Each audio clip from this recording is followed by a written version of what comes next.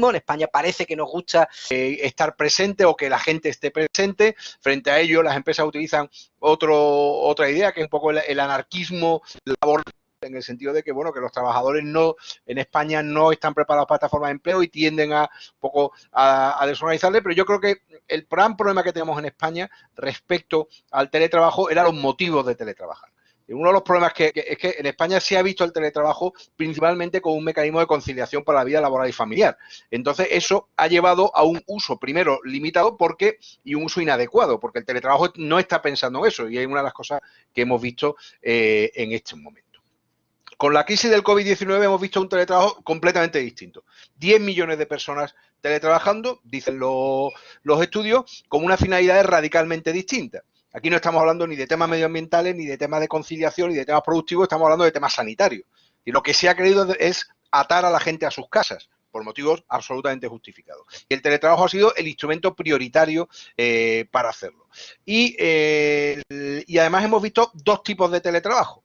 Está el teletrabajo, que podemos decir, del artículo 5, que es el teletrabajo como forma de producción, es decir, obligatorio para empresas y trabajadores, con la idea de que la gente no salga de sus casas, pero luego hay un segundo supuesto de teletrabajo en el marco del Plan Me Cuida, en el artículo 6 del Real Decreto Ley 8/2020, que es un teletrabajo conciliador. Y que es un teletrabajo que, a mi juicio, ha recibido poca atención.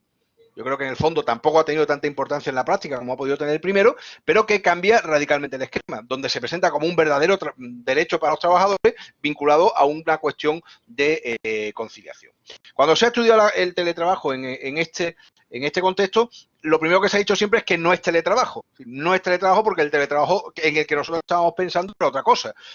No ha sido una forma permanente, no ha sido voluntario, no ha estado planificado, no ha estado regulado, incluso hacer una obligación y hacer además un derecho incluso para los trabajadores. Entonces, es una cosa radicalmente diferente a lo que estaba pensando el artículo 13 del Estatuto de los Trabajadores y de lo que nosotros estábamos hablando cuando hablábamos de teletrabajo antes del confinamiento. ¿Qué es lo que ha ocurrido en realidad? Yo creo, de todas maneras, a pesar de esta excepcionalidad, que incluso tiene un plazo, ya se supone que esto va a terminar 3 meses después de que termine el estado de alarma, va a acabar ese estatus especial, ese teletrabajo del COVID va a terminar a desaparecer, igual que los ERTE van a desaparecer el día 30 de junio. Esto no podemos pensar que no ha ocurrido. Esta experiencia ha sido generalizada, todo el mundo ha sido de alguna u otra manera teletrabajador y la forma en la que vamos a afrontar el teletrabajo en el futuro va a verse absoluta y radicalmente afectada.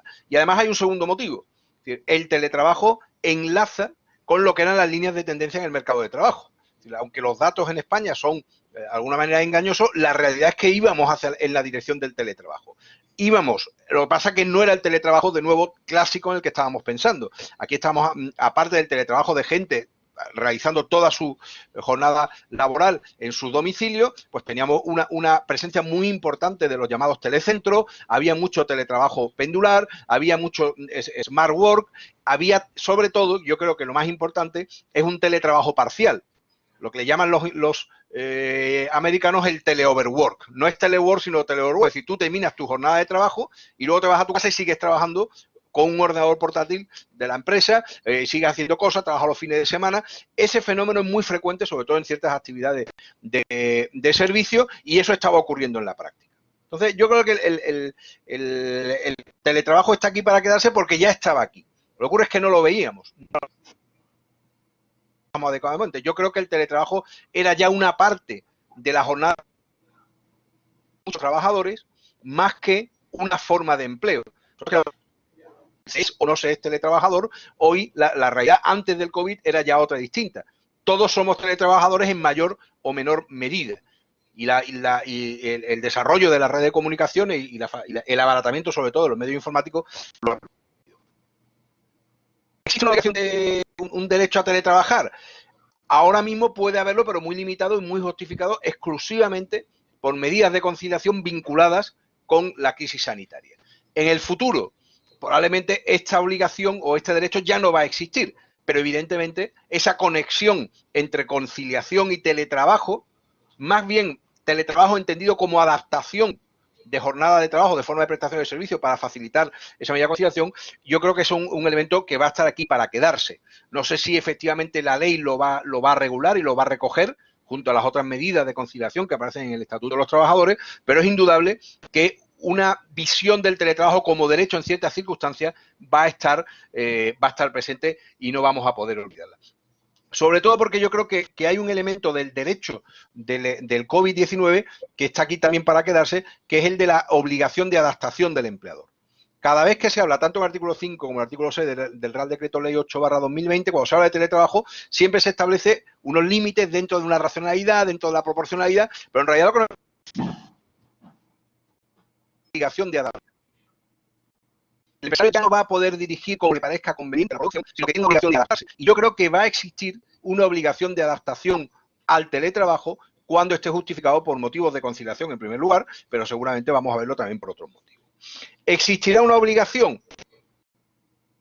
Sí, yo creo que el mito del teletrabajo voluntario exclusivamente, que es lo que nos ha caracterizado hasta ahora, tenía que ver con el teletrabajo tradicional, como un teletrabajo completo, 100% en el domicilio, pero con estas otras nuevas de un teletrabajo ocasional, de una parte de la jornada, esto, la voluntariedad absoluta va a perder sentido y vamos a ver una obligatoriedad. Obligatoriedad seguramente no por motivos productivos, no por interés de la empresa, pero sí por otros motivos como son medioambientales, de regulación del tráfico en las ciudades o motivos también directamente sanitarios. Entonces yo creo que vamos a ver el teletrabajo en lugar de, como está concebido hasta ahora, como un acuerdo de voluntades entre las dos partes, vamos a ver que hay una tercera parte que son las autoridades que van a poder intervenir en la decisión de teletrabajar o no, y en segundo lugar, donde vamos a ver derecho para los trabajadores y obligación también para los trabajadores en determinadas circunstancias.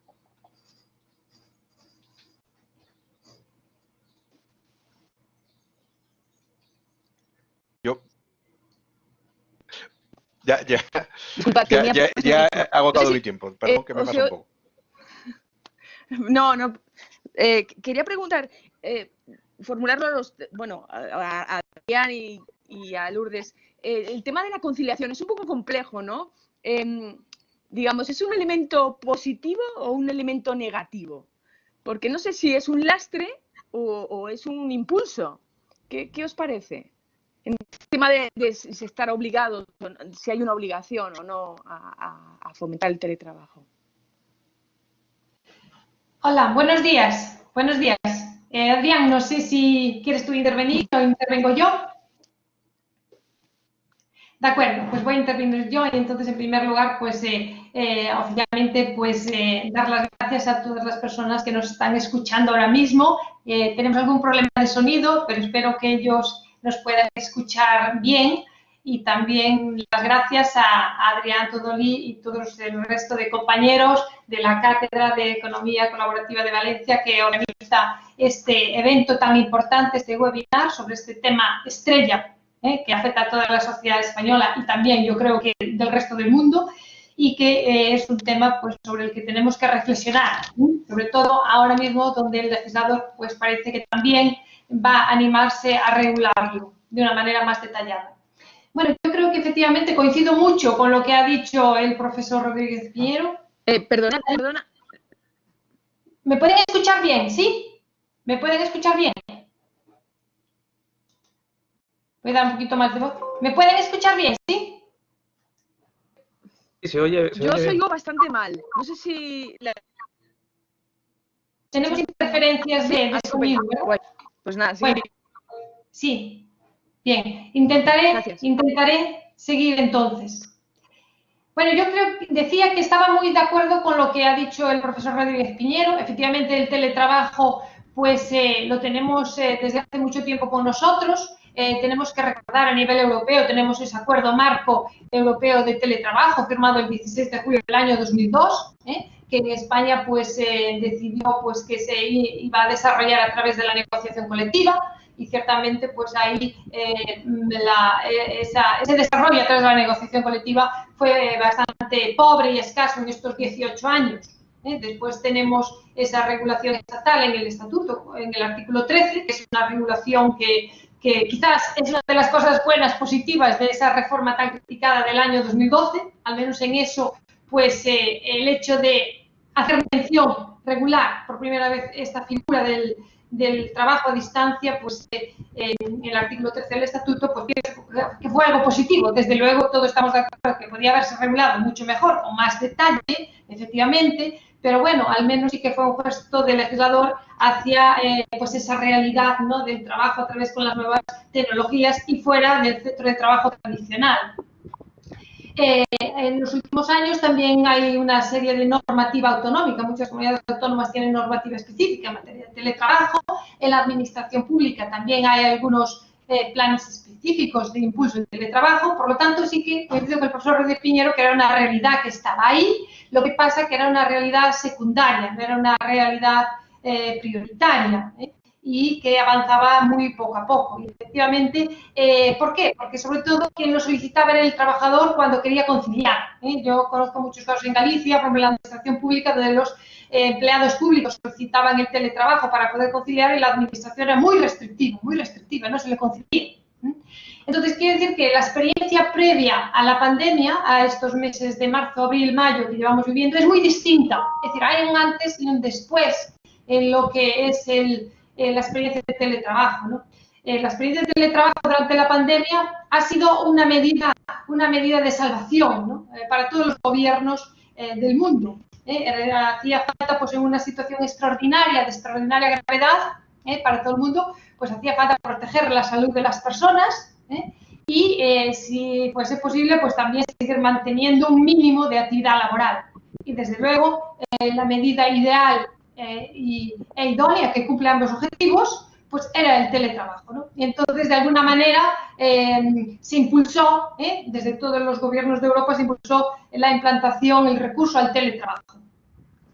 Y ciertamente yo creo que fue una experiencia piloto, una experiencia piloto, no en la mejor situación, porque fue una situación muy dura a nivel personal para todo el mundo, experimentar con esta forma de trabajar en estas duras circunstancias, pero al menos sí que fue un empujón que necesitaba la sociedad o muchas empresas para poder poner en práctica esta experiencia de teletrabajo.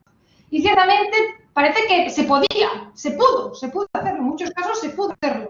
¿Por qué? Porque muchas de estas tecnologías que permiten teletrabajar pues ya no son familiares, son conocidas. Hoy mucha gente tiene sus propias herramientas de trabajo, ahora hablaremos de eso, de quién tiene que facilitarlas o no. Y por lo tanto también hay una cierta familiaridad con el uso de esas nuevas tecnologías utilizadas como herramientas de trabajo. Y yo creo que la necesidad nos obligó definitivamente a ponernos manos a ello. Y el gobierno, efectivamente, como decía el profesor Rodríguez Piñero, pues en este Real Decreto Ley 8/2020, uno de los primeros que se aprobó, pues ya lo puso encima de la mesa. Ese artículo 5 declaró el carácter preferente del trabajo a distancia, en donde no queda muy claro si se impone o no, es decir, si es obligación de la empresa, pero los términos parece ser que sí, ¿no? Porque si leemos el proyecto dice, pues se establecerán sistemas de organización, se establecerán, parece que es una obligación imperativa para la empresa. Dice, debiendo la empresa adoptar estas medidas siempre que, y solo somete a dos condiciones, dice que siempre que sea posible, técnicamente posible y proporcionado en relación con el esfuerzo de adaptación. Entonces, si es posible técnicamente, por la forma de trabajar, por la actividad laboral que realiza el trabajador y si es proporcionado el esfuerzo, parece que la empresa sí que tenía obligación de, digamos, impulsar o fomentar o pedir a los trabajadores que teletrabajasen, ¿no? Y después, efectivamente, está la otra figura que comentaba el profesor Rodríguez Piñero en el artículo 6, ¿no? Ese famoso plan Me Cuida, ¿no? Ese plan Me Cuida que ciertamente es una redacción muy confusa de este precepto. En el título original incluso se habla de derecho de adaptación al horario y reducción de jornada. Solo se mencionan esas dos medidas, reducción de horario y adaptación de horario y reducción de jornada. Y después, a lo largo del precepto, que es muy largo y muy complejo, en algún momento se menciona también la posibilidad de que el trabajador pueda solicitar como medida de conciliación el teletrabajo. Pero no está muy claro, ¿no? Eso del... Entonces son dos figuras distintas. Parece que, por un lado, se impone como una medida por parte del gobierno, es decir, que le dice a la empresa, oye empresa, analiza esta situación, siempre que sea posible técnicamente, que sea proporcionado, tenéis que teletrabajar. No se puede parar toda la actividad laboral. Y en el artículo 6 lo prevé como un derecho de conciliación. Ciertamente este impulso por parte de los gobiernos lo vimos también en otros países de Europa. Francia, por ejemplo, hizo lo mismo. Si vemos lo que hizo Francia durante la pandemia, pues también impuso con carácter imperativo el recurso al teletrabajo. Dice la normativa francesa, en todos los puestos que lo permitan habrá que teletrabajar. También en Francia el Código de Trabajo ya regulaba el teletrabajo desde hace tiempo, la última reforma del año 2017, y ya el propio Código de Trabajo francés ya establecía que en caso de una epidemia, curiosamente, fíjense, decía que en caso de una epidemia podía desaparecer el carácter voluntario del teletrabajo, establecido por mutuo acuerdo de ambas partes, y que podría ser obligatorio el teletrabajar, ¿no? Entonces, esta fue precisamente una de las situaciones, ¿no? Lo mismo pasó en Portugal. En Portugal también, durante la pandemia, una de las primeras normas del gobierno, el gobierno portugués en un primer momento lo estableció como una posibilidad de imposición por la empresa o de un derecho de solicitud por el trabajador, y en una segunda normativa, la primera era del 13 de marzo y la segunda del 20 de marzo, en una segunda normativa el propio gobierno estableció ya, no dejando solo a las partes del contrato, sino que estableció el gobierno la obligatoriedad de ir al teletrabajo en todos los puestos que fuese técnicamente posible. Otros casos, igual, Italia. En Italia también tenemos una versión de lavoro ágil o smart working, que se dice, ¿no? Que es una modalidad más flexible incluso que el teletrabajo tradicional y que habitualmente en una regulación ordinaria está sometido al mutuo acuerdo de las partes, pero que durante la pandemia quedó en suspenso el mutuo acuerdo de las partes. El propio gobierno simplificó los trámites y permitió que se impusiese esta forma de trabajar siempre que fuese posible. En fin, otros países igual, si vemos la normativa de Grecia, de Eslovaquia, etcétera. Hay muchos otros países. Entonces yo pienso que los gobiernos de toda Europa, y creo que también América Latina en muchos casos, recurrieron al teletrabajo como tabla de salvación. Era desde luego la medida estrella, la medida ideal, la medida soñada, donde podíamos cuidar la salud de las personas, de toda la sociedad, y al mismo tiempo pues mantener la actividad laboral. Ciertamente es un auténtico lujo, ¿no? Poder mantener ambos objetivos, ¿no? Y pues hemos vivido este experimento, ¿no? Hemos vivido este experimento que ha servido para ahora reflexionar lo que tendremos que hacer en el futuro. Desde luego hemos podido ver los medios de comunicación, ya están poniendo sobre la mesa en muchos artículos, pues que esto no era el teletrabajo tradicional. Claro que no, claro que no. Estábamos en una situación de alarma, de emergencia sanitaria, una catástrofe mundial. Claro que no era la situación ordinaria, pero no se trataba de eso. La cuestión al futuro será sobre todo cómo nos va a impactar esta experiencia laboral, esta forma de trabajar. Efectivamente, ahora ya no hay excusas para el futuro. Sabíamos que lo podíamos hacer y en el futuro lo que tenemos que hacer es hacerlo mejor. Hacerlo mejor, lógicamente, ahora con calma, con tranquilidad, regularlo. Si procede, como dice el Ministerio de Trabajo, pues regularlo desde el punto de vista estatal y sobre todo los convenios colectivos, que hay los convenios colectivos, los agentes sociales. Yo creo que sería ideal que a nivel de convenios del sector o de empresa pudiesen en muchos aspectos pues adaptar la forma del teletrabajo, del trabajo a distancia, pues a las peculiaridades de cada caso. Yo creo que hay mucho trabajo por hacer. Esto sí que sin duda va a ser el futuro. Como decía el profesor Ruiz Piñero, desde hace tiempo se viene hablando, desde el principio de la década del 2000, de impulsar la digitalización de las herramientas tecnológicas que nos rodean y que vivimos con ellas en cada momento, pues sacarle el máximo partido, ¿no? Y flexibilizar todas las formas de trabajar, olvidarnos de ese presencialismo tan tradicional en nuestra cultura española, ¿no? Esa desconfianza hacia el trabajador. Tenemos que aprender nuevas formas de trabajar, ¿no?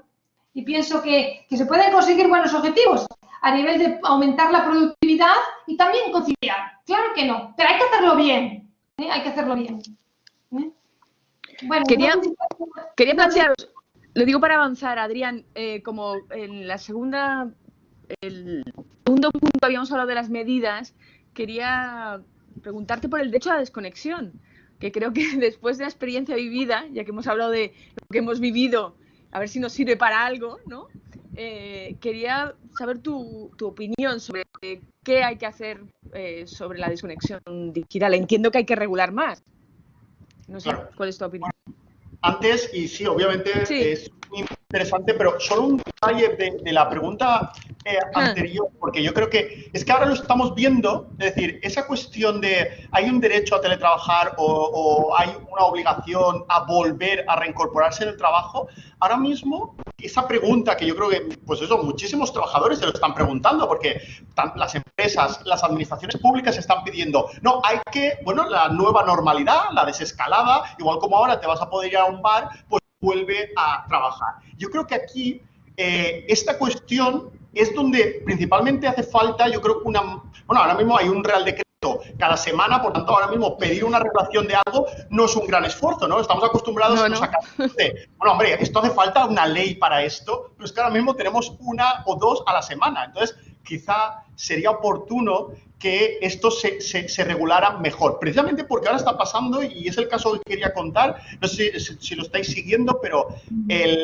por ejemplo, esto ha pasado en la función pública. En Castilla-La Mancha, la Dirección General ha dictado unas instrucciones para que 5.000 trabajadores, funcionarios y empleados públicos que estaban teletrabajando, bueno, vuelvan progresivamente, además con unos criterios que establecen las instrucciones de, bueno, aquellos que tengan despacho propio, los funcionarios que tengan despacho propio, vuelvan primero porque hay menos riesgo de contagio. Los que no tengan despacho propio, que tengan una mesa abierta al público más adelante, etcétera. No se establecen los criterios. Bueno, pues esto, un tribunal de contencioso administrativo, por medida cautelar inaudita aparte, que básicamente es que ni siquiera le deja participar a la administración pública para alegar nada, lo suspende. Dice que no hay que volver porque no está todavía suficientemente seguro para los trabajadores, y además porque la ley establece un derecho de preferencia de teletrabajar y, por tanto, no hay obligación de volver.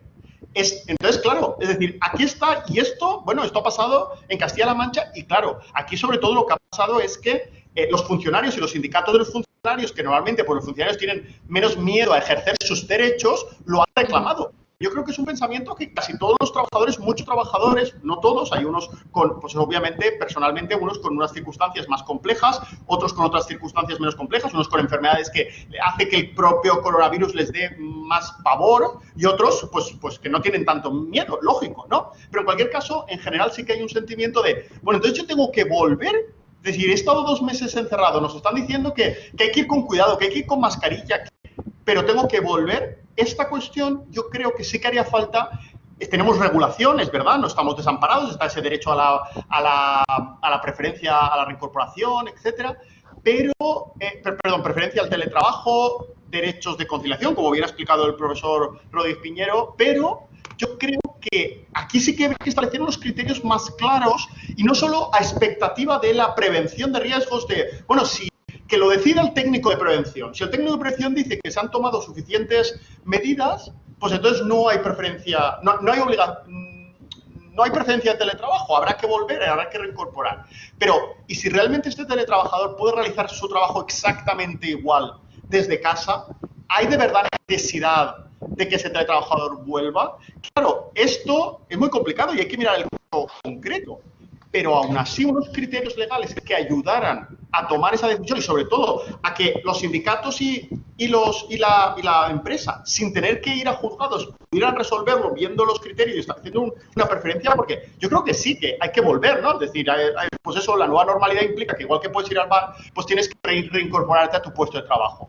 Pero unos criterios más claros yo creo que serían de agradecer y no dejar quizá a que pues, los institutos de prevención sean los que tengan, a través de guías, etcétera, establezcan, porque además pasa una cosa, que entonces tenemos pues mucha diferencia en diferentes territorios, porque cada comunidad autónoma podrá sacar sus guías, etcétera, y eso puede implicar muchas diferencias de unos a otros. Entonces, quizá de alguna manera establecer los criterios que luego, por supuesto, tendrán que ser pactados, como muy bien ha dicho la profesora Lourdes Mella, que en los convenios colectivos sectoriales de comunidad norma, incluso de empresa, también lo establezcan, pero con una base, ¿no? Es decir, de alguna manera. Pero bueno, esto probablemente más adelante podamos hablar de qué puede hacer la negociación colectiva. Y bueno, y respecto a lo del derecho a la desconexión, bueno, aquí Lourdes seguro que sabe mucho más y le dejaré que ella también hable sobre este tema. Yo simplemente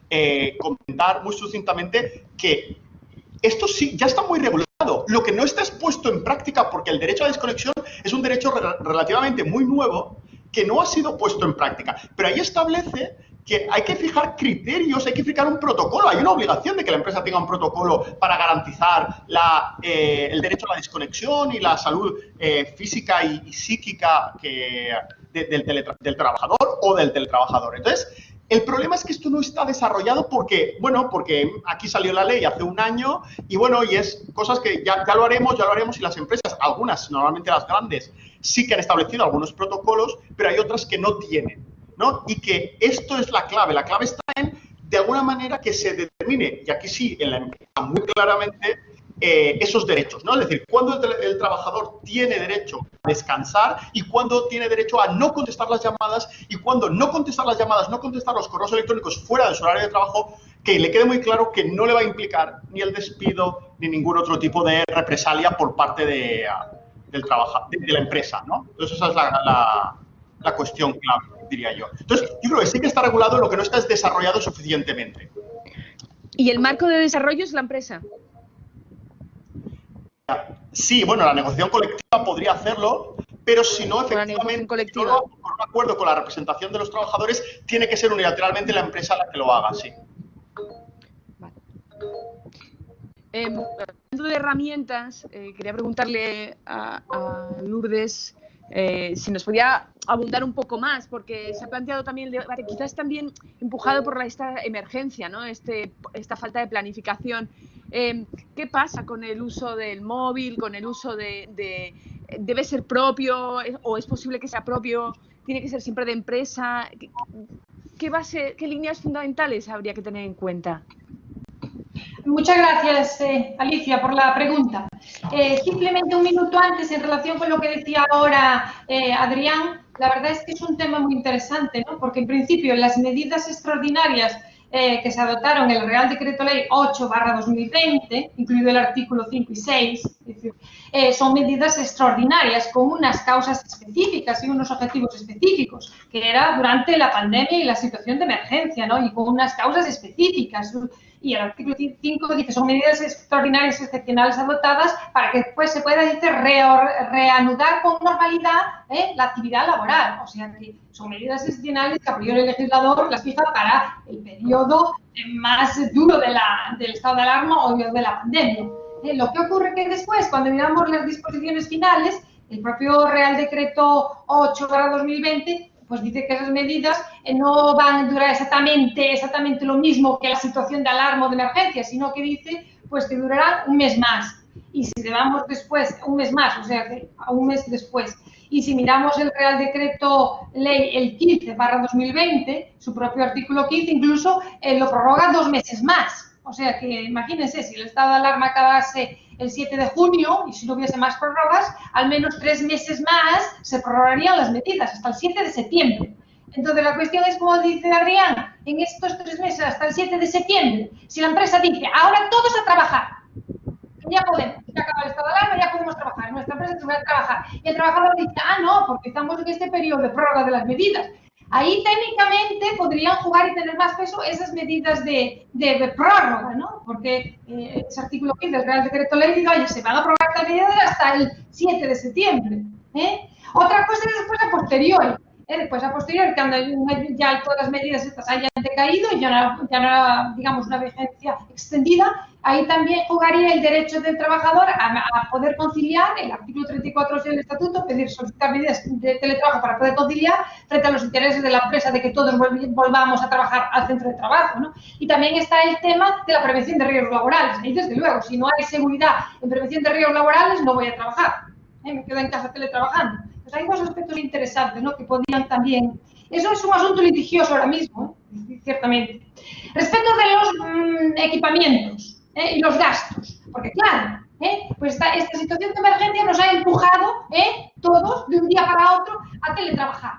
¿Y fue posible técnicamente, lógicamente? En muchos casos, porque como dije antes, ya teníamos las herramientas. Y en muchos casos eran herramientas de propiedad de los teletrabajadores. Nuestro smartphone, nuestro ordenador portátil, nuestro equipo informático fijo, etcétera, nuestra conexión a la red. Teníamos pues, esos medios técnicos que nos permitieron trabajar. Vamos a ver, aquí tiene derecho la empresa, tiene obligación la empresa y derecho el trabajador a que los medios los ponga la empresa, le cubra los gastos. Pues yo creo que sí, ciertamente ahí, si miramos a nuestro Acuerdo Marco Europeo de Teletrabajo, nuestro Acuerdo Marco Europeo de Teletrabajo del año 2002, ya lo decía muy claro, ya decía que como regla general, el empresario está encargado de facilitar, instalar y mantener los equipos necesarios para trabajar de una manera regular. Y también dice que el empresario tiene que cubrir los costos directamente derivados del desarrollo de este trabajo. Incluso dices, de acuerdo a marco europeo, que el empresario dotará al trabajador de un servicio adecuado de apoyo técnico, si hiciese falta al trabajador. Y eso sí, el trabajador dice, pues tiene que cuidar todos estos equipamientos.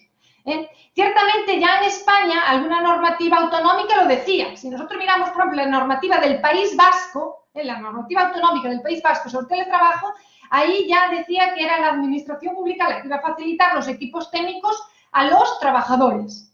Pero en otra no. Por ejemplo, en la de Galicia son los empleados públicos los que tienen que poner ellos de su parte los medios técnicos, si quieren teletrabajar. Y en muchos convenios colectivos pues se guardaba silencio o no se decía nada. Solo en algunos convenios excelentes que yo considero de buenas prácticas a seguir en teletrabajo, solo en esos se decía que los medios técnicos y los costes derivados del trabajo tenían que ser a cargo de la empresa. Yo creo que sí, que el trabajador tiene derecho a que si trabaja para la empresa y es un trabajador dependiente subordinado con contrato de trabajo, los instrumentos de trabajo, sean cuales fueren y con independencia de dónde se desarrolle la actividad laboral, tienen que ser a cargo de la empresa, tienen que ser facilitados por la empresa. Volviendo al derecho comparado al derecho internacional, en Francia, por ejemplo, ya estaba regulado, situación ordinaria, pues ya se facilitaba y ahora en estas semanas hubo una circular del Ministerio de Trabajo francés en donde se dice que se va a indemnizar, a dar una indemnización a tanto alzado a todos los teletrabajadores para cubrir sus gastos. Entonces me parece que es un ejemplo muy importante a seguir. O, por ejemplo, en Bélgica, que también es un derecho muy importante en materia de teletrabajo. También se creó durante la normativa de urgencia de la pandemia, pues lo que se llama la Office Allowance, que es una indemnización de gastos de oficina, con un tanto fijo de 126 euros con 94 céntimos, 126 euros para gastos de calefacción, luz, equipos de oficina, etc. Además, 20 euros para internet al mes y 20 euros por ordenador privado. Y además dice la normativa que se podrán incluso cubrir otros gastos que el trabajador demuestre que ha tenido. Por ejemplo, un teléfono, comprar una pantalla, siempre que pruebe el gasto real. Tal. Suiza, otro país también ejemplar, no de la Unión Europea, pero también ejemplar en teletrabajo. Pues la empresa incluso asumirá parte del coste del alquiler del piso para teletrabajar. O sea que me parece que tenemos ya ejemplos, partiendo del Acuerdo Marco Europeo, tiene que ser nuestra referencia siempre para desarrollar a nivel legislativo y a nivel convencional el teletrabajo. Yo creo que, y mirando el modelo de otros países europeos, yo creo que, y además jurídicamente razonable, el empresario tiene que asumir facilitar los equipamientos técnicos al trabajador, el soporte, digamos, las medidas de reparación de los aparatos, etcétera, el software, lo que sea, y además cubrirle los gastos ordinarios derivados del teletrabajo. Siempre, si hay problemas de probar, porque muchas veces estos equipos también se utilizan, y tenemos que ser realistas, y parece que no se puede exigir de otra manera al trabajador, esos equipos a veces también se utilizan para uso privado, porque es inevitable, estamos siempre con el smartphone en la mano. Entonces, a veces sí que hay una dificultad de prueba, de separación entre lo que es un gasto privado y un gasto profesional. Entonces, lo que han hecho estos países, como por ejemplo Bélgica o Francia, una indemnización a tanto alzado y punto, pues podría resolver el problema. Lo dejo aquí de momento. Si algún compañero quiere... Sí. Yo estoy de acuerdo, no sé si Miguel quiere comentar algo más. Sí. Sí, yo estoy de acuerdo con que el reparto de costes es una cuestión esencial, pero claro, en el teletrabajo tradicional eso era el punto de partida. Ten en cuenta que el teletrabajo tradicional es de los años 70 del siglo XX, cuando los ordenadores eran muy caros y curiosamente ese tema estaba muy regulado al principio, porque era muy cara la conexión, muy caro los ordenadores, y eso estaba muy claro que lo ponía la empresa. A medida que se han ido abaratando y generalizando, y sobre todo con la llegada de los smartphones, hemos ido al otro modelo, que es el Bring Your Own Device, ¿no? Del BIOT, donde tú aportas tu propio ordenador, y más o menos la empresa está sustituyendo sus programas por apps para que tú puedas hacerlo de tu propio ordenador. Eso es un asunto verdaderamente difícil de determinar. A mí la idea de la indemnización a tanto alzado me parece bastante interesante. De hecho, recientemente leí en la prensa que ha habido una sentencia del Tribunal Superior Federal del Trabajo en Suiza, precisamente, donde se establecía la obligación de indemnizar al trabajador a pesar de que no se hubiera acordado nada en el contrato de trabajo. Es decir, nosotros, y lo hacía aplicando la dogmática tradicional del contrato de trabajo, incluso del derecho de obligaciones. Los costes, del equilibrio de las prestaciones, los costes realizados, yo creo que es la línea por la que tenemos que ir. Evidentemente, si en España un juez condenara a una empresa a resarcir a los trabajadores por los gastos, veríamos como inmediatamente todos los convenios colectivos y todos los acuerdos de teletrabajo se ocuparían expresamente de decirlo. Yo creo que es una cuestión que no podemos dejar de lado. Lo hemos ignorado ahora por la urgencia y porque era un carácter excepcional, pero el teletrabajo del futuro tiene que tener esto perfectamente regulado. Sí. Sí, yo totalmente de acuerdo y poco más que añadir. Simplemente decir que yo no creo que deba verse el teletrabajo como una manera de esto es un ahorro de costes por parte de la empresa, y a mí me parecería bien si es verdadero ahorro de costes. Lo que creo que hay que evitar es que sea un traslado de costes al trabajador, ¿no? Es decir, yo creo que ese un poco tiene que ser la filosofía. Ahorro de costes, sí, si hay ciertos costes que desaparecen. Por ejemplo, ya no habrá que pagar los pluses, ¿no?, de transporte, etcétera, pues lógicamente, es decir, ahí no hay ningún problema, pero lo que no puede ser es trasladar esos costes al trabajador sin ningún tipo de compensación, y de acuerdo con lo que decís de una indemnización a tanto alzado regulada puede ser lo más lógico, ¿no?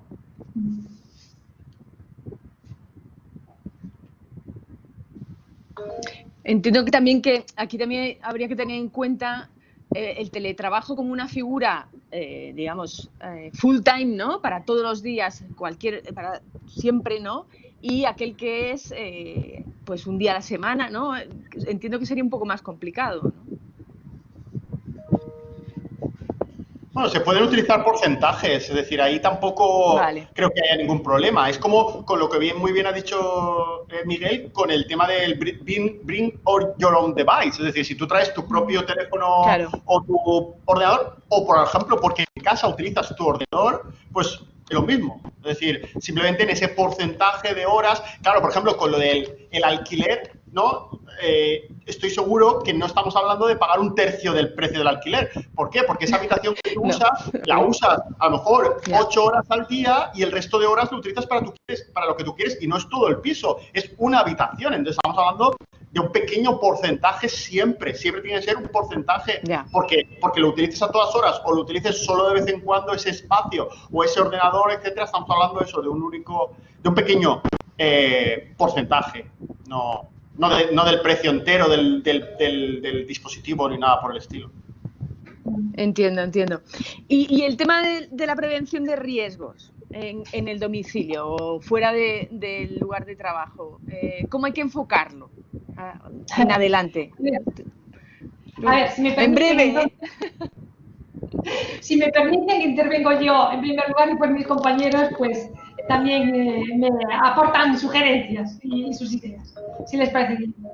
Bien, yo la verdad es que efectivamente el tema de prevención de riesgos laborales, nadie duda, ¿verdad?, de que es esencial, ¿no? Si decimos que queremos durante la pandemia proteger la salud de las personas y para que no se contaminen, trabajen en sus casas, pues ciertamente no podemos permitir que mueran de un accidente casero, laboral, en casa, o que cojan una enfermedad profesional, profesional.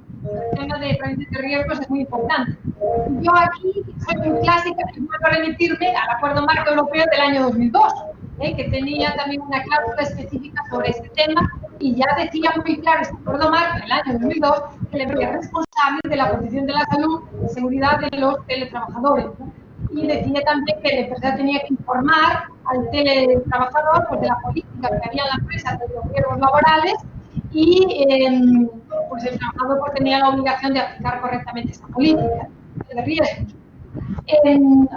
Y poco más decía, podríamos decir que también sería oportuno que se hubiera referido también a la obligación de facilitar, que tiene la empresa, de facilitar esos medios de protección y sobre todo de formar a los trabajadores. No lo dice el acuerdo marco, pero creo que siempre hay que tenerlo claro. En relación con nuestra normativa española, por supuesto, el artículo 13 del Estatuto, que habla del trabajo a distancia, pues también hace en las pocas referencias, en la escasa regulación que contiene, una de las menciones que hace es al tema de la prevención de riesgos laborales. Y también remite, por supuesto, al régimen general, a la ley 31/95, nuestra ley marco de prevención de riesgos laborales, y dice que el trabajador tiene derecho a una adecuada protección en la materia. Por supuesto, no importa dónde se trabaje, si somos trabajadores para la empresa es responsable de darnos una protección integral en materia de seguridad y salud. Por supuesto, nuestro legislador actual, durante la pandemia, cuando aprobó el Real Decreto Ley 8/2020, en ese artículo 5, donde se habla de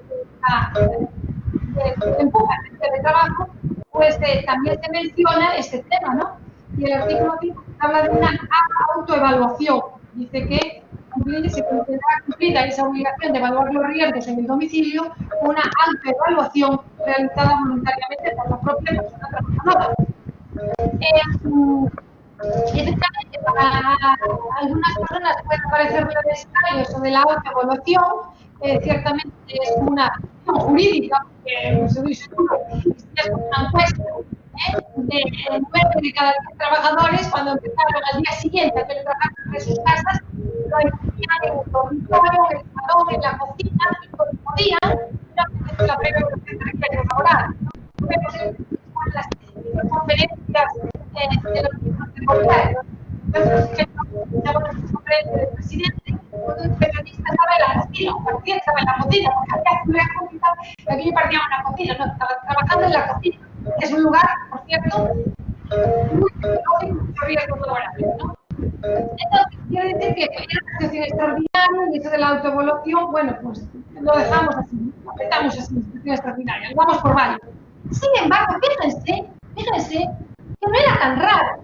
Si nosotros miramos la normativa de la administración pública, en la administración pública hay muchas normativas de otras comunidades autónomas donde se dice esto, que en tema de evaluación de riesgos, el propio trabajador, el que se encargará de hacer la evaluación de riesgos, del lugar el que él elija para trabajar.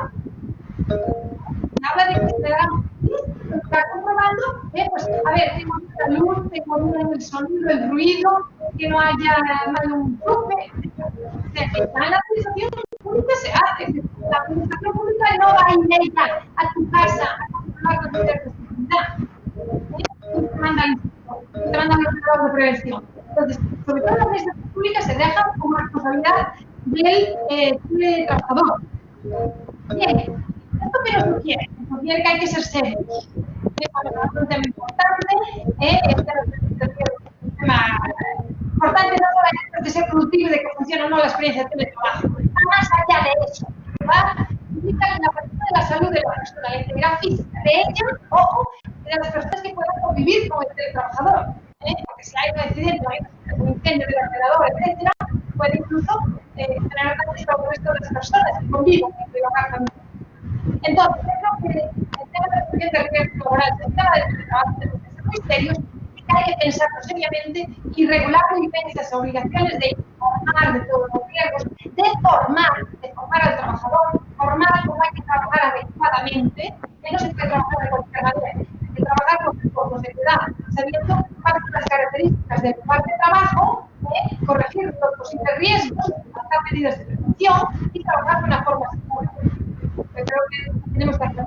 Eso implica también una corresponsabilidad por parte del teletrabajador. Una corresponsabilidad. Hay que ser serios, también y uno que colaborar. hay que poner el casco, a lo menos sin el casco es el cinturón de seguridad en la octava planta. No, hay que ser serio. No hay que ser perfecto. El trabajador tiene que ser muy responsable en implementar las medidas de protección y los medios de protección que el empresario le facilite. Eso implica que no todo vale, no todo el mundo vale para ser un buen teletrabajador. Después hablaremos de eso. Entonces, hay muchos riesgos de carácter físico, de carácter psicológico, de carácter físico. Nosotros podemos empezar como medida de protección por separar el espacio dedicado a la vida privada del espacio dedicado al teletrabajo o a trabajar. Sobre todo se hace de una manera regular. Sobre todo somos unos teletrabajadores, ya no digo a tiempo completo, que no recomiendo yo el teletrabajo todos los días de la semana, pero por lo menos si trabajamos como 2 o 3 días, es una parte importante de la jornada, por lo tanto vamos a estar bastante tiempo en nuestra casa. Es importante tener muy claro el espacio, separado el espacio de cada vida privada del espacio dedicado al lugar de trabajo. Lo que tiene que hacer para el teletrabajador es que lleve el trabajo a su casa. Tiene que marcar muy claro un espacio de seguridad para trabajar. Si es posible, aislado físicamente con una puerta, donde tengo las medidas de tranquilidad, de luz, etcétera, de seguridad. Aquí tenemos también medidas de protección en relación con el equipo de trabajo. Tenemos una normativa ya muy antigua, por cierto, en España, el Real Decreto, lo conocerán ustedes, Real Decreto 488/97, desde el año 97, de 14 de abril sobre disposiciones mínimas relativas a trabajos con equipos que incluyan pantallas de visualización de datos.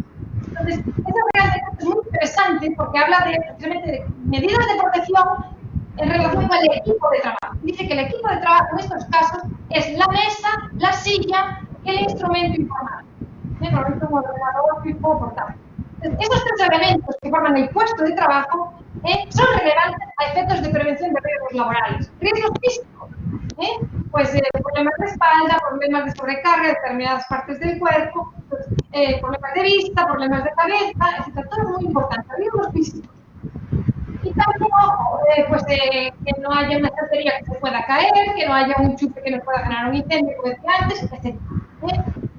Y después los riesgos psicosociales. Los riesgos psicosociales que ahora están tan de moda, sobre todo desde hace unos años para aquí, también que vienen muy influenciadas por la cultura francesa, donde es muy importante el harassment, el harcèlement, todas estas cosas, los riesgos sociales, el tecnoestrés, la tecnoadicción, la adicción al trabajo. Es muy importante, hay que saber trabajar también, y no todo vale en esta forma de trabajar, porque si no después al final esos riesgos terminarán por materializarse en muchos casos, en otros no, pero en algunos de ellos sí y podremos tener que asumir consecuencias en nuestra salud. Entonces, en este sentido, hay 2 aspectos más importantes, y perdónenme que ya me pasa el tiempo. Uno es el tema del acceso al domicilio por parte de la empresa o inspectores de trabajo para controlar las medidas de seguridad y que se adopten las medidas de seguridad. Este es un tema muy delicado, sobre todo cuando el teletrabajador trabaja en su domicilio, porque, ojo, puede trabajar en su domicilio, por ejemplo, en una habitación, un despachito que tenga en su casa, ¿verdad? O puede trabajar en otro lugar de su disponibilidad. Fíjense, puede tener, por ejemplo, un segundo piso al lado de su casa o cerca de su casa y lo tiene vacío y va a teletrabajar a su otro piso, a su otro espacio, un local de su disponibilidad que tenga, de propiedad o alquilado, y puede ir a teletrabajar. Ahí habría menos riesgos, ¿verdad? Sería ideal. Pero, sobre todo, especialmente, es delicado el tema de la inspección de trabajo o el acceso al domicilio cuando el lugar de trabajo está dentro del hogar familiar. Porque, como todos ustedes saben, el hogar familiar es inviolable. No se puede acceder a él salvo en caso de flagrante delito. Pero si no, cuidado con esto. Entonces, hay temas ahí de privacidad, de intimidad, de acceso al domicilio, que son muy delicados. Por eso la administración, como decía antes, jamás te manda a nadie a casa a vigilar el tema de prevención. ¿Y qué pasa? En muchos casos, el Acuerdo Marco Europeo, por ejemplo, se refería a este punto. El Acuerdo Marco Europeo decía que el empresario, hablaba del empresario, los representantes de los trabajadores, decía, y las autoridades competentes, que pondremos la inspección de trabajo, pues tienen acceso al lugar del teletrabajo. El acuerdo marco sí que lo decía. Eso sí, dentro de los límites de la legislación y de los convenios colectivos nacionales. Por lo tanto, debería ser un tema que los convenios sí que regulasen, porque es muy sensible. Y en todo caso, el acuerdo marco europeo dice que el teletrabajador que trabaja en su domicilio, pues este acceso a ese lugar para inspección está sometido a previa notificación y a consentimiento previo del trabajador, ¿no? Y eso es muy importante, ¿no? Estos días, mirando normativa también de otros países, pues también es un tema que en otros países está regulado. Por ejemplo, en Eslovenia, ahí se permite que, o se prevé que, cuando el empresario quiere poner en marcha una experiencia de teletrabajo, el empresario tiene que llamar a la inspección de trabajo, y los inspectores de trabajo acceden al domicilio, ven si es adecuado o no, y si no es adecuado, no dan autorización a la empresa ni al trabajador para comenzar a teletrabajar. Y en Portugal también he visto algún convenio de alguna empresa petrolera como BP, pues que ahí sí que también se habla de que la inspección de trabajo accederá al domicilio, etc. O sea que, y es un tema también que se ha regulado, pero es un tema muy sensible y es un caso que en España habrá que regular. Y el otro tema es el accidente. ¿Qué pasa si finalmente ocurre el accidente? ¿Qué pasa si voy a la cocina y me quemo? ¿Qué pasa si tengo una descarga eléctrica en el ordenador? ¿Qué pasa si finalmente el riesgo se materializa? ¿Es accidente de trabajo o no? Bueno, pues en España estamos sin regulación. Tendríamos, si ocurre esto y los trabajadores van a juicio, veremos lo que dicen los jueces.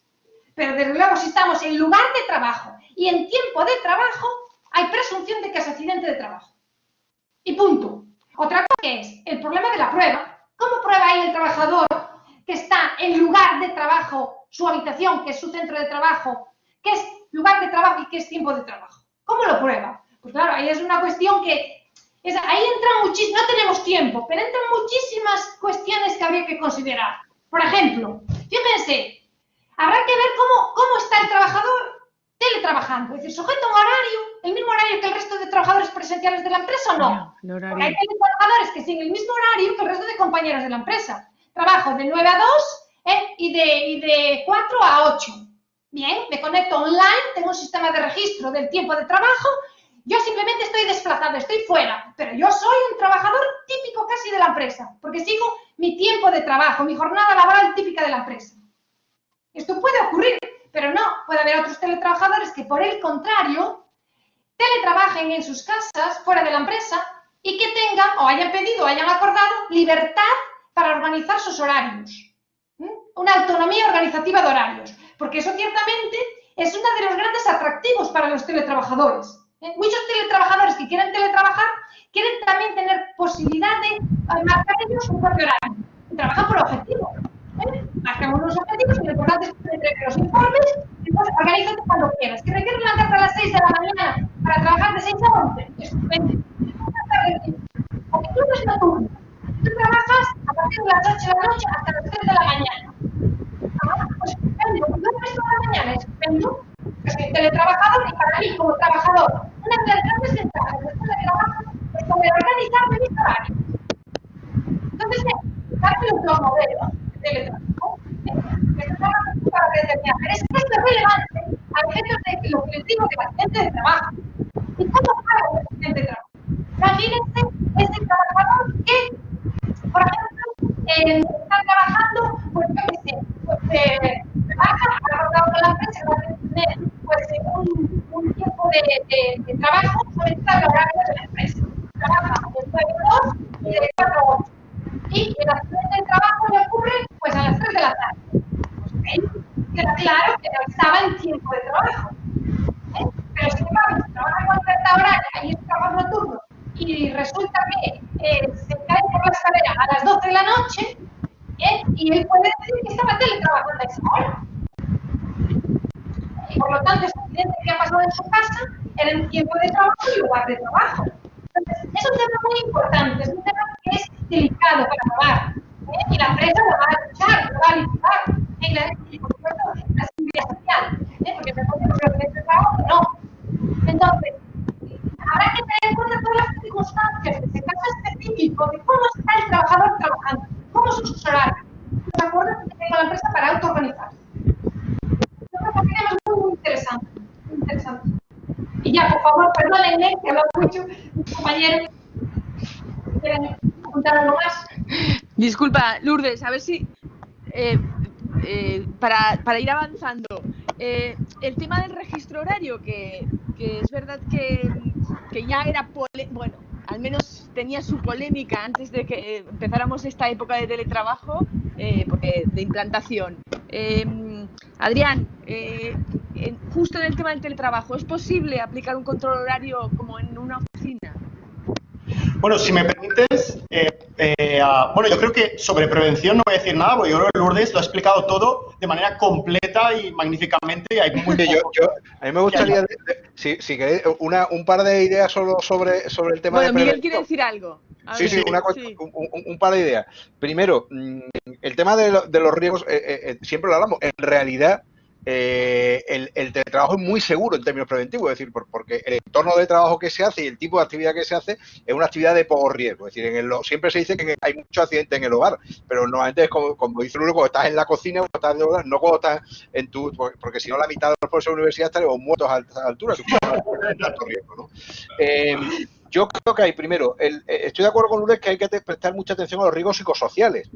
Estamos muy centrados en los riesgos físicos, pero el teletrabajo tiene riesgos psicosociales muy, muy importantes.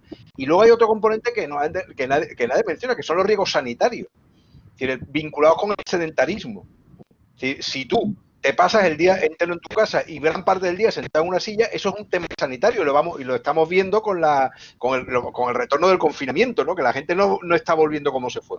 Y eso es una cuestión que normalmente no se ha estudiado y había que tener en cuenta. Y otro elemento, ya para terminar, que se me acuerdo, con respecto al análisis del entorno de trabajo, siempre se dice que tienes que tener un entorno de trabajo adecuado, tienes que tener un entorno separado, tener un despacho, un espacio propio, pero claro, lo que nos damos cuenta un poco cuando hablamos de este tema es que a la vez estamos reconociendo el derecho al teletrabajo. Lo que probablemente estamos haciendo, si nos ponemos muy rígidos con los temas preventivos, es discriminar ante los teletrabajadores, porque muy poca gente en España se puede permitir tener una habitación en su casa solo para teletrabajar. Si queremos extender el teletrabajo y queremos que la gente pueda teletrabajar como un derecho, tenemos que también ser conscientes del efecto discriminatorio que supone ser muy exigente con el tema organizativo, porque no todo el mundo se lo puede permitir. Entonces, a ver si probablemente tengamos que pensar en otra forma de garantizar la seguridad de los trabajadores que no sea necesariamente el aislamiento, porque entonces vamos a dejar fuera a mucha gente. Pues continúo con la pregunta. La verdad es que sobre esto, de acuerdo, yo creo que también en parte eso, la solución viene por no intentar hacer el teletrabajo 5 días, pues sobre todo por los riesgos psicosociales, sino más bien eso, 2 días a la semana, 3 días a la semana, más el modelo holandés, y no como a veces se piensa que el teletrabajo son 5 días en casa, y no, porque eso tiene muchos problemas, como la OIT ha señalado, la Unión Europea, OSHA también, entonces sí que mejor otros modelos. Y respecto a lo de la jornada, de hecho, si me lo permites, Alicia, lo voy a enlazar ya con el tema del control, porque al final, en principio, el registro horario es verdad que es una obligación de la empresa, pero a la vez, en el fondo, históricamente, y antes de que apareciera esta obligación legal y polémica, al final era una manera de controlar al trabajador de que hacía su trabajo. Entonces, lo voy a enlazar todo por no separar, y voy a hablar un poco eso del tema de las posibilidades de control legales, de vigilancia y control del empresario sobre el teletrabajo. Y aquí hay que partir en principio, la regla general, en mi opinión, es que es la misma, es decir, igual como para el control horario, las obligaciones son las mismas para el teletrabajador, las posibilidades de control, las legales, de vigilancia y control del empresario, del teletrabajo o del teletrabajador, en principio son las mismas. Lo que pasa es que sí que hay algunas particularidades que pueden hacer que el empresario tenga un mayor derecho a controlar el ordenador o los dispositivos electrónicos cuando se teletrabaja. Luego explicaré qué quiere decir esto de tener un mayor derecho, pero sí que puede haber algo que puede hacer que efectivamente haya mayores posibilidades de control de los medios electrónicos. Claro, yo hablo precisamente de los medios electrónicos porque, bueno, el empresario en una oficina, ¿cómo controla al trabajador? Pues simplemente paseando, ¿no? El dueño de la empresa, el encargado, etcétera, paseando, ve si el trabajador está trabajando o no. Pero cuando está trabajando en su casa, esa ya no es una posibilidad.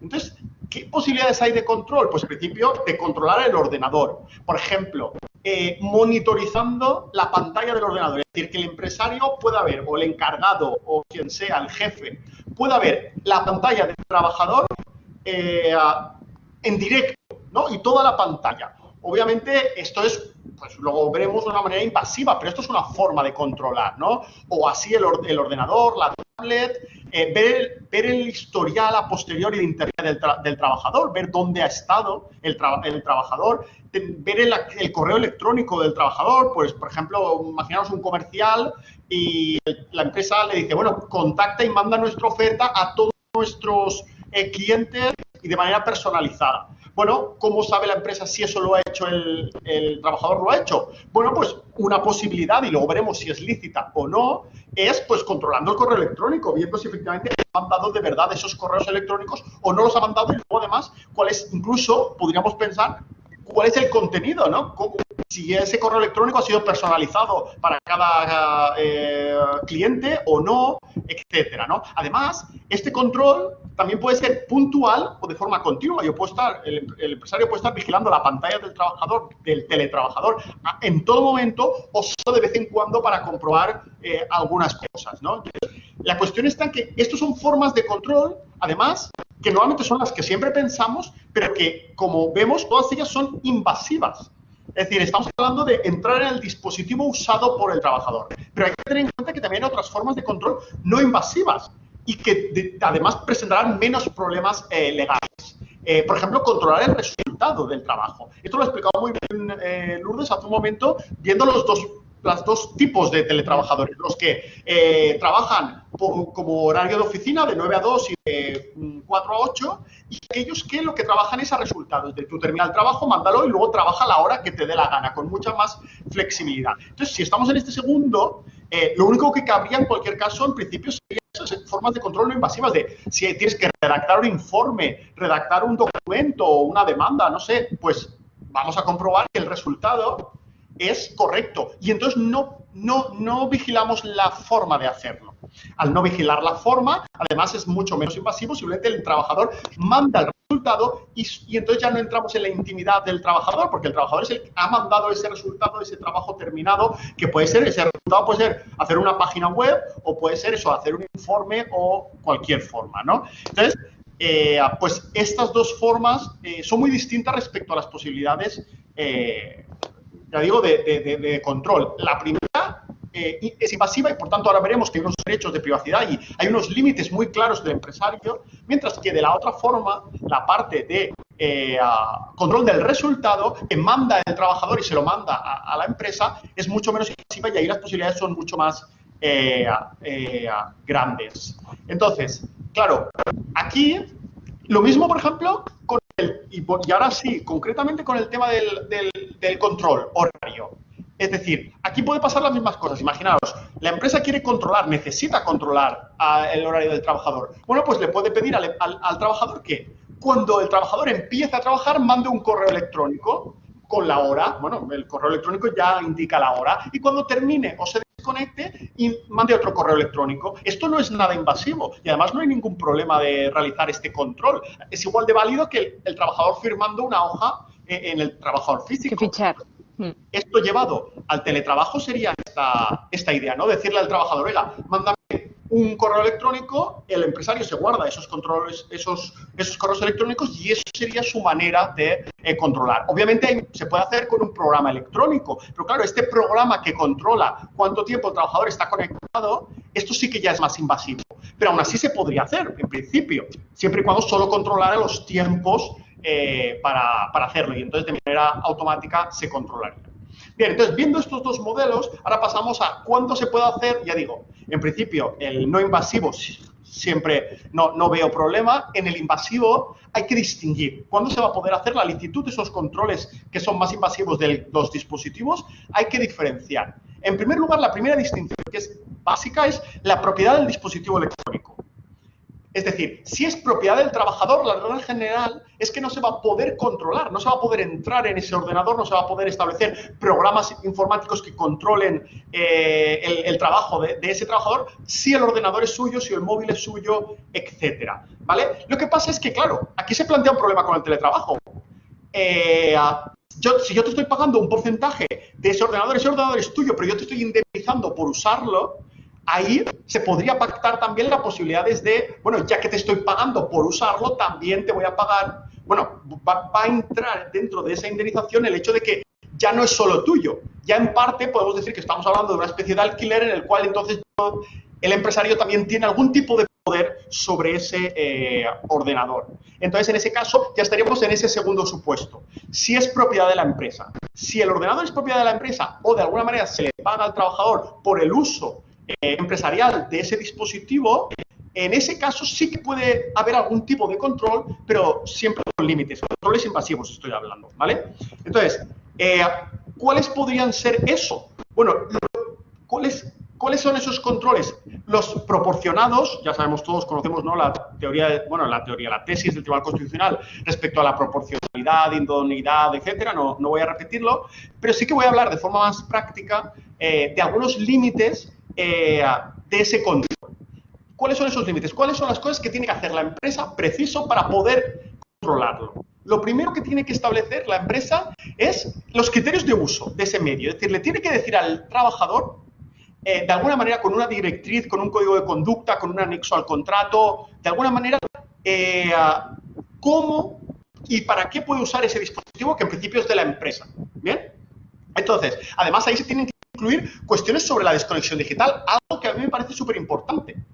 No solo por un tema de que hay un derecho a la desconexión digital, sino porque además hay que tener en cuenta que fuera del horario de trabajo no va a ser posible. Aunque sea un ordenador, en principio, de la empresa, si es un horario establecido de 9 a 2 y de 4 a 8, a las 10 de la noche, en principio no va a poder entrar el empresario a ver qué está haciendo el trabajador, porque en teoría ese no está fuera de su horario de trabajo y, por tanto, lo que haga ahí se entenderá privado. Yo esto lo relaciono mucho con el GPS, ¿no?, y las sentencias que existen sobre el GPS puesto en el coche de la empresa, pero en principio solo durante el horario de trabajo. El GPS no va a poder estar 24 horas siguiendo, porque el trabajador durante su espacio de tiempo privado va a poder utilizar ese coche en principio donde quiera, y en la empresa no va a poder saberlo, porque estaría invadiendo la intimidad del trabajador saber si ese trabajador usa ese coche el sábado a las 10 de la noche para irse a una discoteca. Oiga, pues no va a poder la empresa controlar eso, y eso lo han dicho las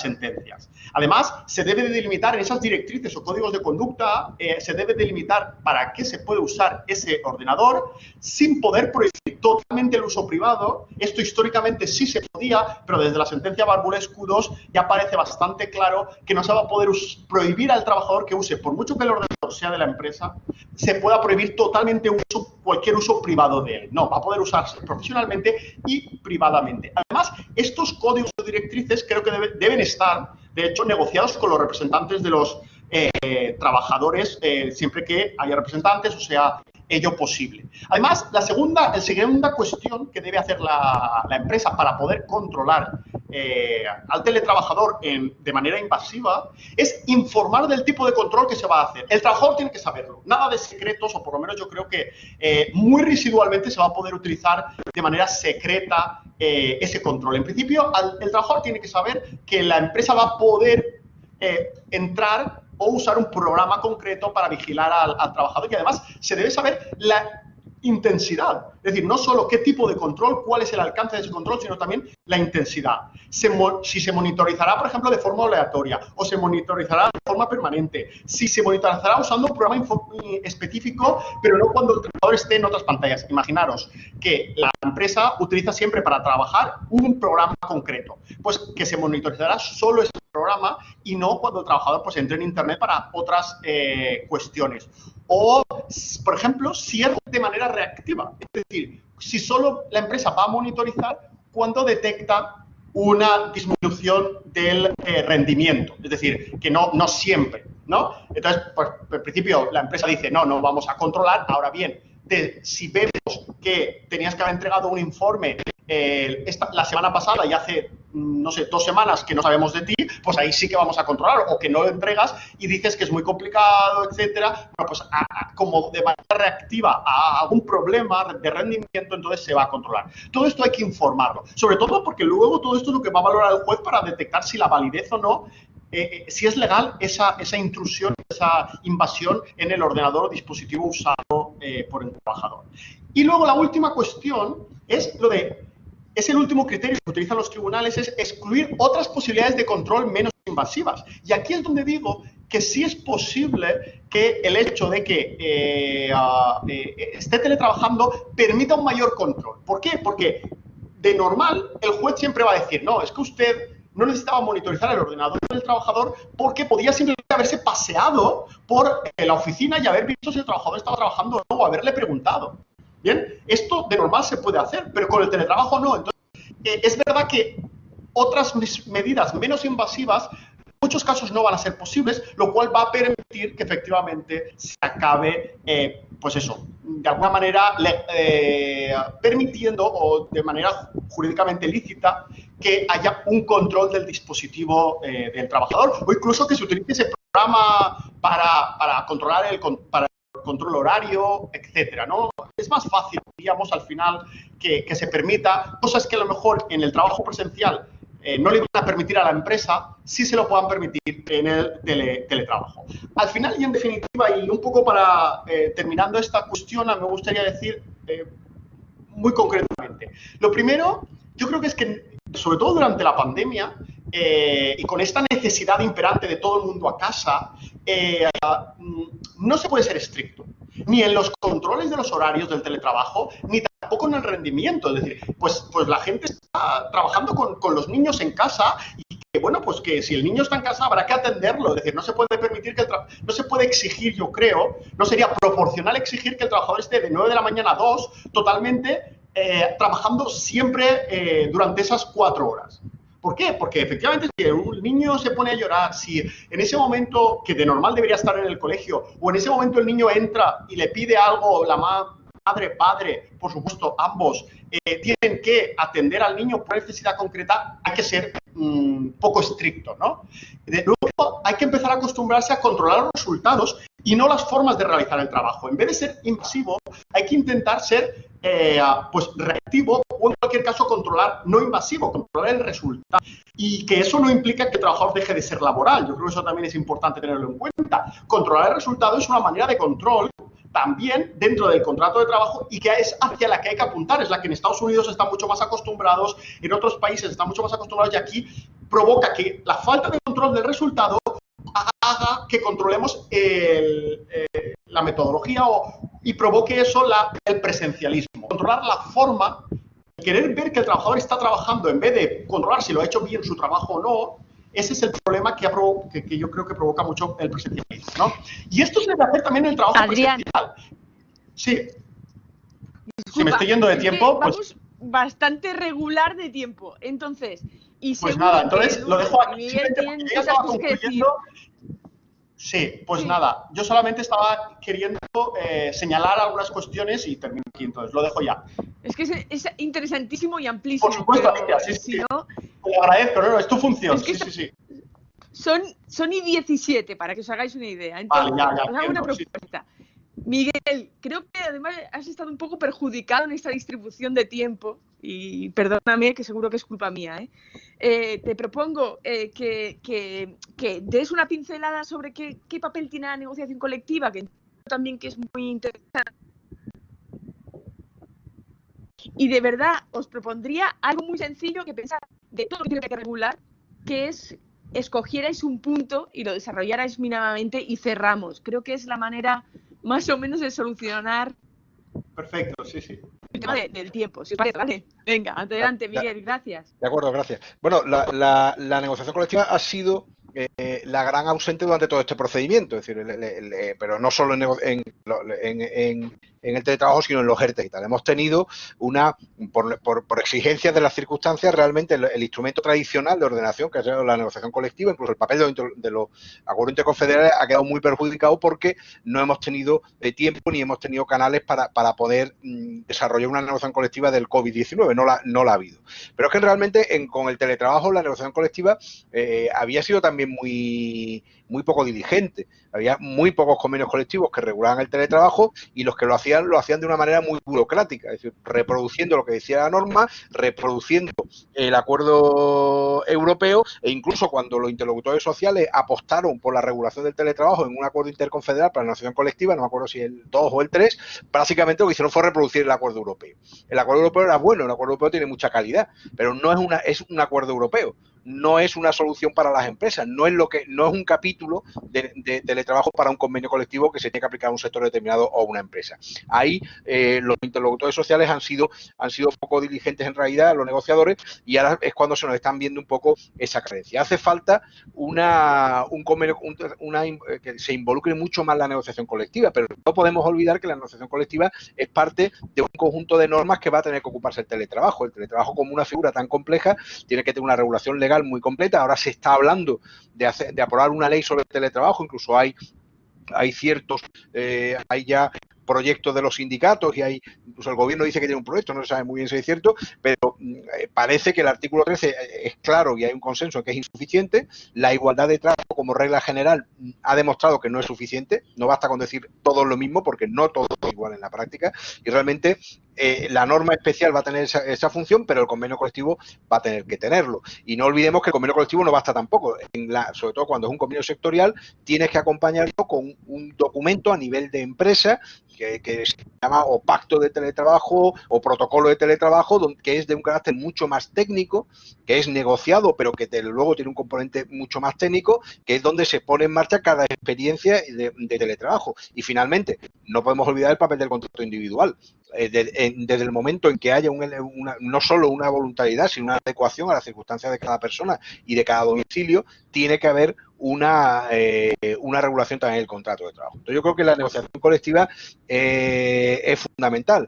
Es una cuestión difícil para la negociación colectiva, no está acostumbrada, y yo lo que diría a los sujetos negociadores es que tienen que aprender de la experiencia, aprender de lo que hemos pasado durante este periodo.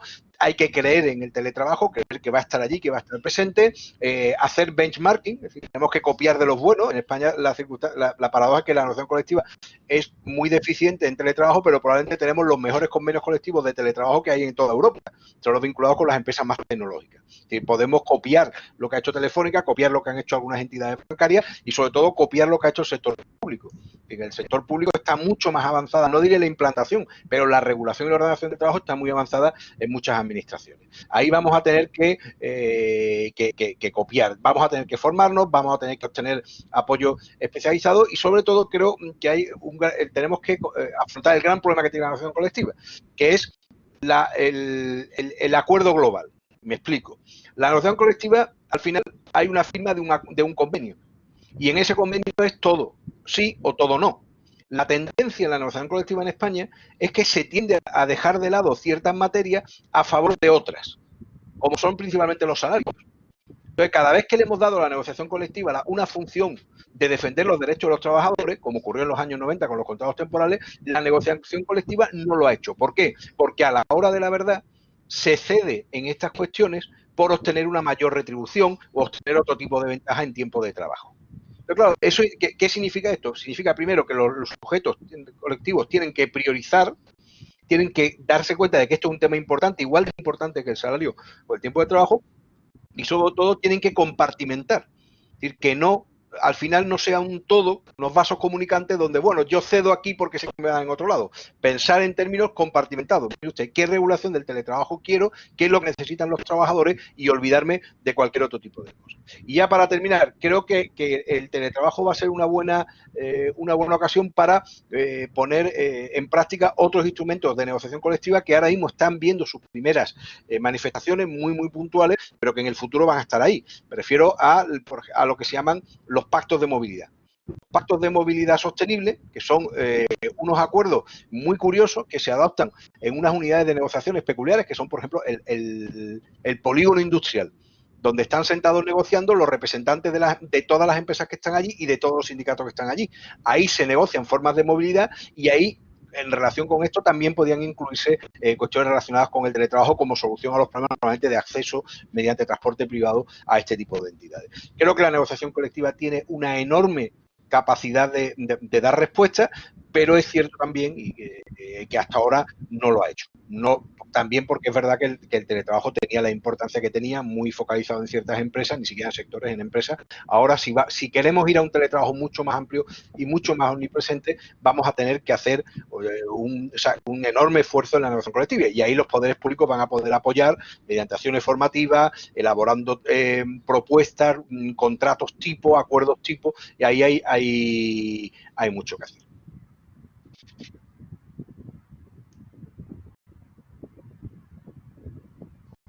Ya.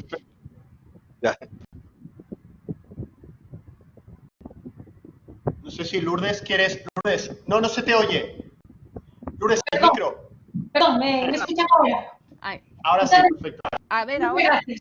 Muchas gracias. Muy venga, brevemente, yo creo que también, como el profesor Rodríguez Piñero, estoy de acuerdo en casi todo, empezando por el tema de los riesgos sanitarios, que muy bien dicho, profesor Rodríguez Piñero, eso como el sedentarismo y la adicción al trabajo que cogemos, ¿verdad? Que, en fin, que hay más vida más allá del trabajo, y a veces el hecho de llevar el trabajo a casa pues nos perjudica mucho la salud de muchas maneras distintas, ¿no? Entonces, bien, yo creo que tenemos que animar al legislador, al legislador estatal, a que adelante con esa regulación que dice que tiene en mente, y también, por lo menos, para fijar algunos puntos generales, marcando espacios para la negociación colectiva, sectorial, de empresa, etcétera, para que al final en cada empresa, en cada sector, se puedan buscar soluciones eficaces para cada particularidad, ¿no? Y también ahí el contrato de trabajo entre trabajador y empresa pues también tiene su papel.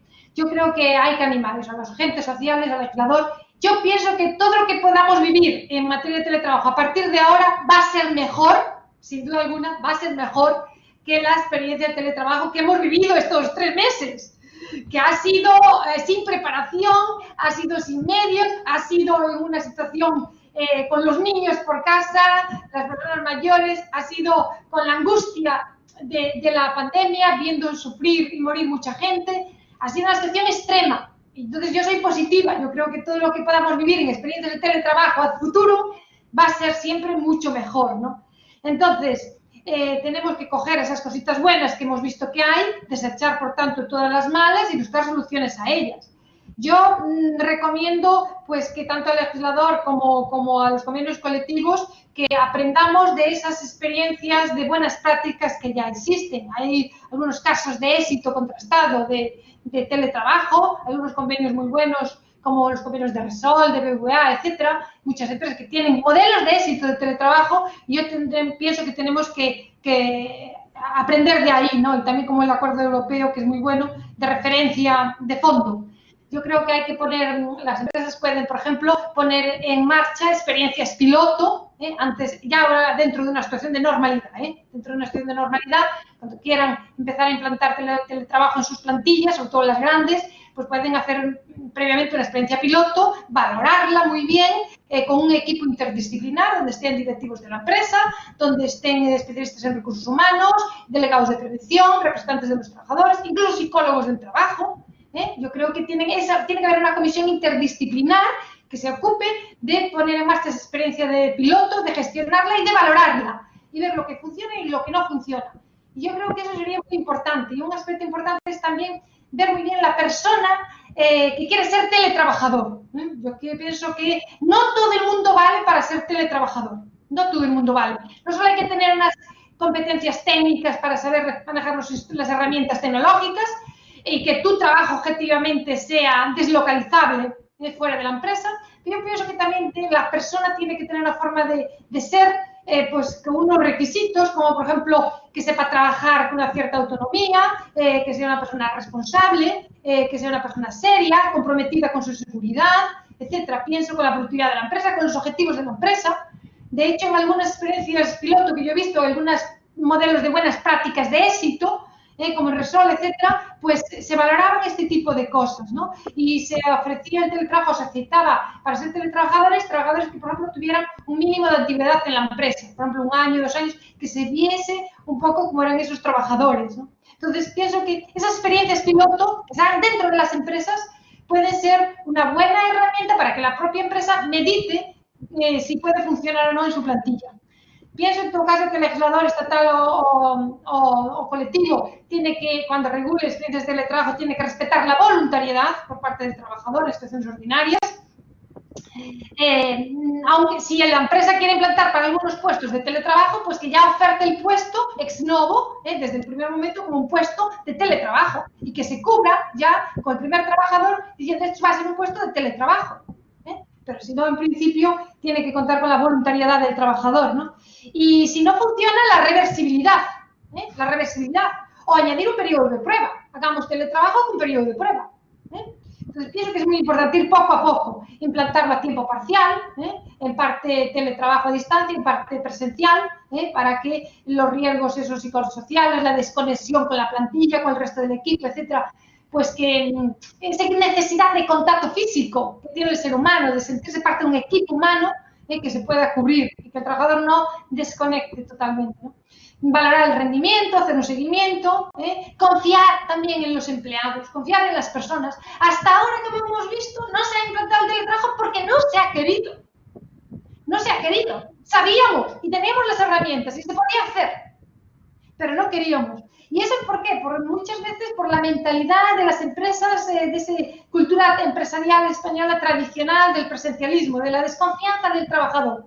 Tengo que verlo para saber si está trabajando. Yo pienso que tenemos que ya, de una vez por todas, implantar esas nuevas formas flexibles de trabajo y cambiar nuestra forma de trabajar por objetivos, y etcétera. También muy sensible el tema de la privacidad, el tema de la protección de datos, eso tendrá que regularse con mucho cuidado, el tema de protección de la salud, todos los derechos colectivos también que no hemos mencionado aquí, es decir, los derechos colectivos del trabajador a ser representado, a formar parte de los sindicatos, la acción sindical, cómo se desarrolla a distancia, el tema de las votaciones electrónicas, etcétera, todo esto es muy importante. Yo creo que, en fin, que hay mucho trabajo por hacer, tanto para el legislador estatal como para los convenios colectivos, los agentes sociales. Lourdes. No me escuchan. Lourdes, disculpa. Sí. No, sí. Lo que ocurre es que vamos un poco mal de tiempo. Bueno, pues nada, ya lo dejo.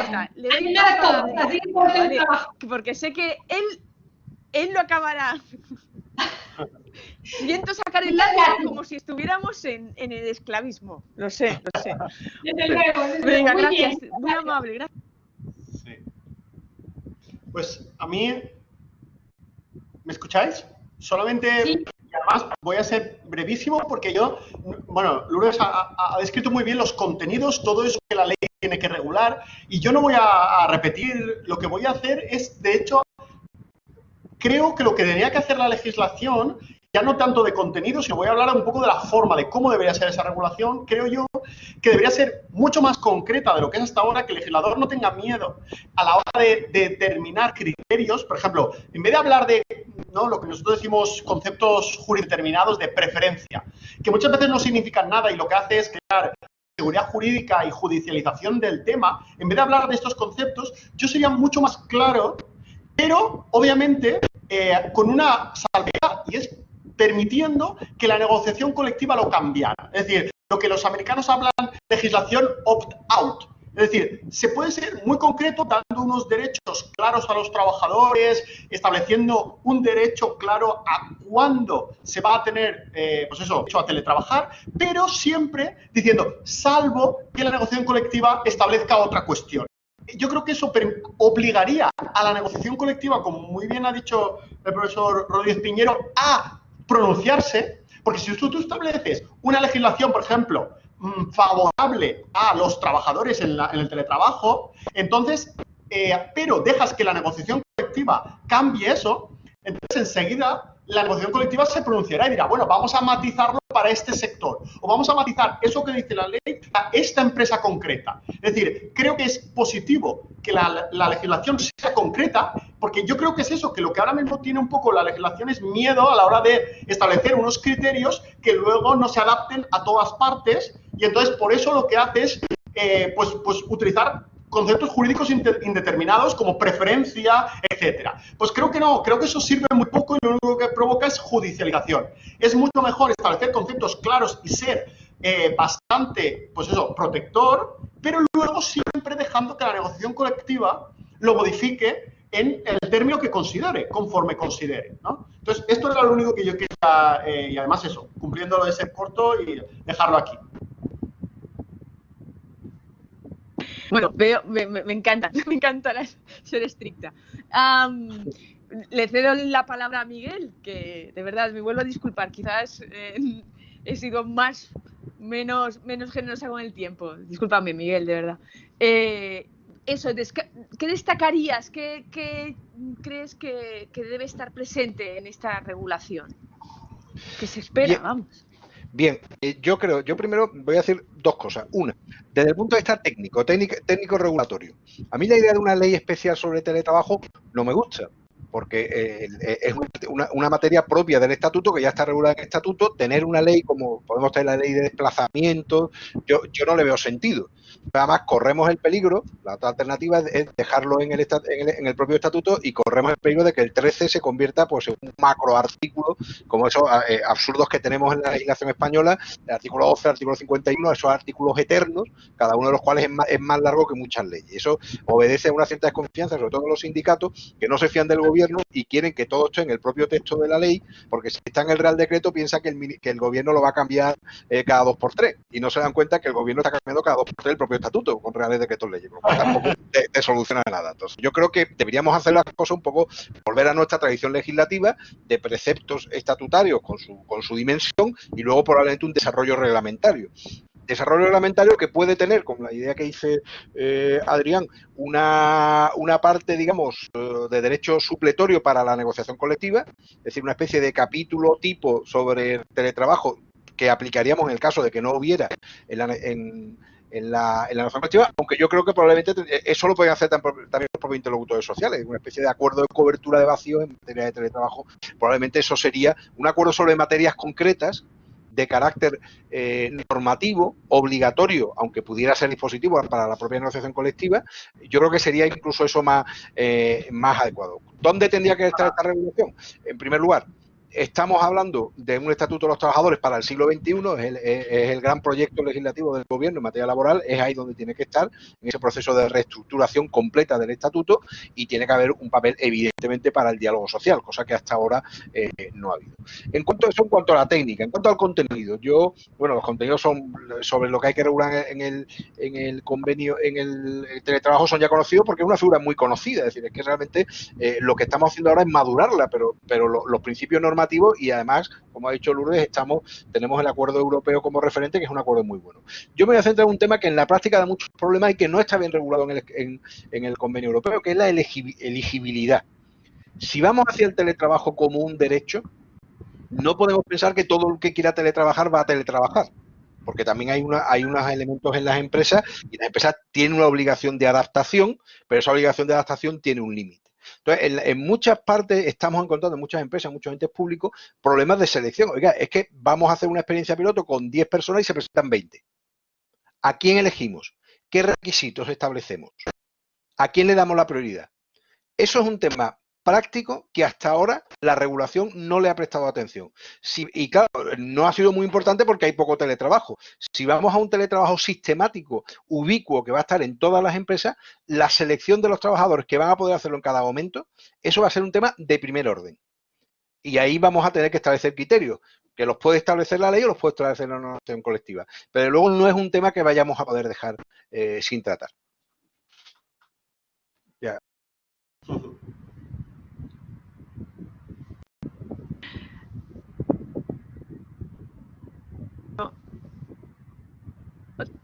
Sí.